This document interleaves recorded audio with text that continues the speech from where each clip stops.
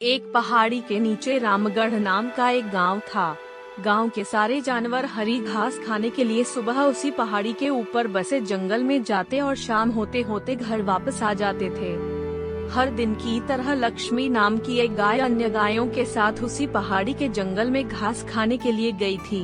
वह हरी घास खाने में इतनी ज्यादा प्रसन्न थी कि वह कब एक शेर की गुफा के पास पहुंच गई, उसे पता भी नहीं चला।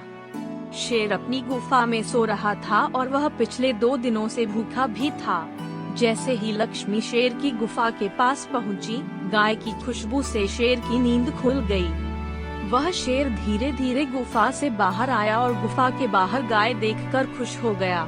शेर ने मन ही मन सोचा कि आज उसकी 2 दिनों की भूख मिट जाएगी। वह इस तंदुरुस्त गाय का ताज़ा मांस खाएगा और यह सोचकर उसने एक तेज दहाड़ लगाई।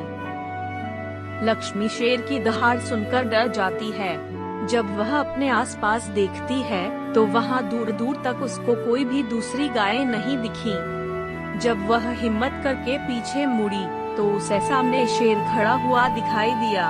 उस शेर ने लक्ष्मी को देखकर फिर से दहाड़ लगाई है और लक्ष्मी से कहा, मुझे 2 दिनों से कोई शिकार नहीं मिल रहा था, मैं भूखा था। शायद इसलिए भगवान ने मेरा पेट भरने के लिए तुझे मेरे यहाँ पर भेजा है।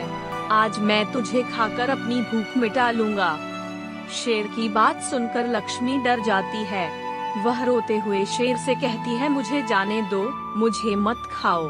मेरा एक छोटा बच्चा है जो अभी सिर्फ मेरा ही दूध पीता है और उसे घास खाना अभी तक नहीं आया है। लक्ष्मी की बात सुनकर शेर हंसते हुए कहता है, तो क्या मैं अपने हाथ में आए शिकार को ऐसे ही जाने दूं?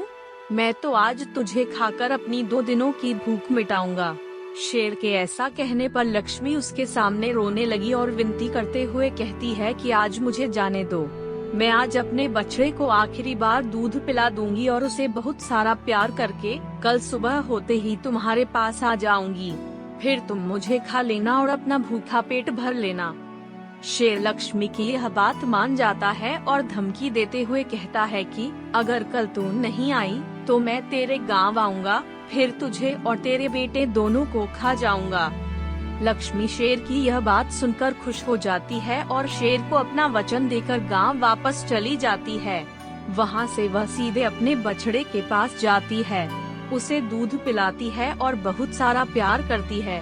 फिर बछड़े को शेर के साथ हुई सारी घटना बताती है और कहती है कि उसे अब अपना ख्याल खुद ही रखना होगा। वह कल सुबह होते ही अपना वचन पूरा करने के लिए शेर के पास चली जाएगी। अपनी माँ की बातें सुनकर बछड़ा रोने लगता है।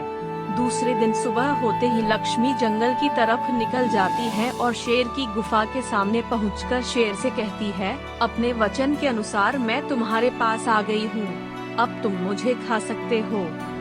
गाय की आवाज सुनकर शेर अपनी गुफा से बाहर निकलकर आता है और भगवान के अवतार में प्रकट होते हैं। वह लक्ष्मी से कहते हैं, मैं तो बस तुम्हारी परीक्षा ले रहा था, तुम अपने वचन की पक्की हो, मैं इससे बहुत प्रसन्न हुआ।